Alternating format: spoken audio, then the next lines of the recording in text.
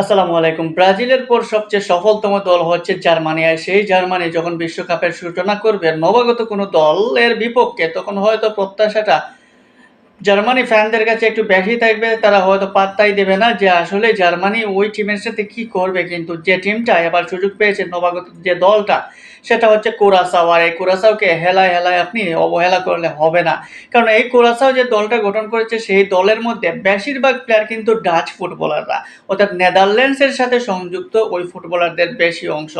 আপনি দেখবেন যে কুরাসাও বংশোদ্ভূত যে যে প্লেয়ারগুলো রয়েছে এইবার জাতীয় দলে, তাদের প্রায় ২৪-২৫ জনের মধ্যে ১৮ থেকে ১৯ জন প্লেয়ারই হচ্ছেন নেদারল্যান্ডসের ফুটবলার। সো এই টিমটা কখনোই ছোট্ট আবার যাবে না, কারণ নেদারল্যান্ডস বিশ্ব ফুটবলে আমরা জানি কতটা দাপট দেখাচ্ছে এবং এই মুহূর্তে বিশ্বকাপের যোগ্য দাবিদার।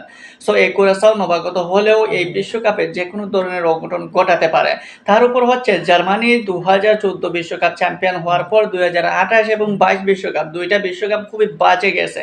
সো ১৮ এবং ২২ বিশ্বকাপের পর এবার ২৬ বিশ্বকাপে তাদের ঘুরে দাঁড়ানোর মিশন, এবং সেই ঘুরে দাঁড়ানোর মিশনে জার্মানি এই মুহূর্তে সুন্দরভাবে এগিয়ে আসছে। দারুণ কিছু ফুটবল খেলা খেলছে এবং দারুণ কিছু ফুটবলাররা উঠে আসছে। আপনি বিশ্বকাপের স্কোয়াডের দিকে যদি তাকান, তাহলে এবারের বিশ্বকাপটা তারা ভালো একটা পারফর্ম করার জন্য এবং শিরোপার জন্য তারা তাদের সেই পুরনো অস্ত্র, যিনি গোলবারের অতন্দ্র প্রহরী যে ম্যানুয়েল নায়ার অবসর নিয়েছিলেন, সেই ম্যানুয়েল নায়ারকে তারা ফিরিয়ে এনেছে শুধুমাত্র এই বিশ্বকাপের জন্য। ম্যানুয়েল নায়ার পরবর্তী গোলকিপিংয়ে যিনি রয়েছেন, যে বাউম্যান, তিনিও কিন্তু এই মুহূর্তে বিশ্ব যে বাঘা বাঘা গোলকিপার রয়েছে তাদের মধ্যেও অন্যতম। সো গোলকিপিং নিয়ে জার্মানির কোনো টেনশনের কোনো বিষয় নাই, কারণ এখানে যারা আছে তারা সবই একদম পারফেক্ট জার্মানির জন্য। সো জার্মান এই মুহূর্তে যেখানে বুকতে পারে বা যে জায়গাটা তাদের বুকাতে পারে, সেটা হচ্ছে মিডফিল্ড। ডিফেন্স লাইনও তাদের যথেষ্ট শক্তিশালী রয়েছে। কিমিচ কিংবা বাকি যারা তাহা সহ যারা দলে চান্স পেয়েছেন, তারা সবাই দুর্দান্ত পারফর্মার। বিশেষ করে বুন্দেসলিগা লিগের সব সেরা পারফর্মারদের নিয়েই গঠন করেছে জার্মানির এই দল। তাদের মূল অ্যাটাকিংয়ের মূল ভরসাই থাকবে সাধারণত আমরা যে Jamal Musiala, recently Jamal Musiala Bayern মিউনিখের হয়ে যে ধরনের খেলা খেলছেন, এবং বিশ্বকাপে বা জার্মানির হয়ে জামাল মুসিয়ালা আলাদা একটা ফর্ম দেখান। সো জামাল মুসিয়ালা কিংবা লিভারপুলের উইর্জ কিংবা আর্সেনালের হাবার্টজের উপরই অ্যাটাকের মূল ভরসা বা মূল দায়িত্বটা থাকবে এই জার্মানির। তাছাড়া অভিজ্ঞতা সম্পন্ন লেরয় সানেকেও জার্মানির দলে অন্তর্ভুক্ত করা হয়েছে।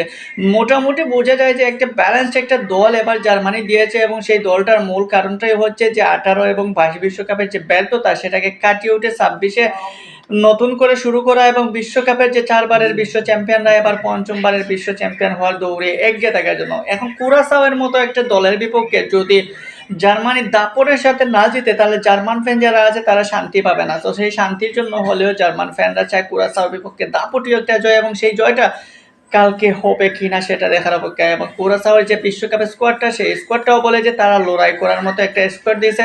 এবং লাস্ট যদি ৫ ম্যাচের পারফরমেন্স দেখেন, তাহলে জার্মানির শেষ ৫ ম্যাচের ৫টাই কিন্তু জয় লাভ করেছে। অপরদিকে কুরাসাও, তারাও ৫ ম্যাচের মধ্যে লাস্ট ৩ ম্যাচ জয় করেছে। সো কুরাসাও এবং জার্মানির পার্থক্যটা বলতে গেলে, জার্মানি যে ৫ ম্যাচটা খেলেছে, সেই ৫টা ম্যাচ শক্তিশালী দলগুলোর বিপক্ষে খেলেছে। কুরাসাও কিছুটা তুলনামূলক দুর্বল দলের বিপক্ষে খেলেছে।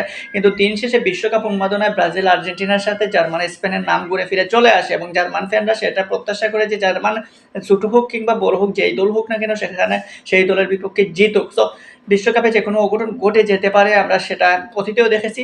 সো এই অতীতের ঘটনা থেকে শিক্ষা নিয়ে এবার যাতে জার্মানির সাথে কোনো অঘটন না ঘটে, সেটাই আমরা চাইব জার্মান ফ্যান যারা আছে তারা।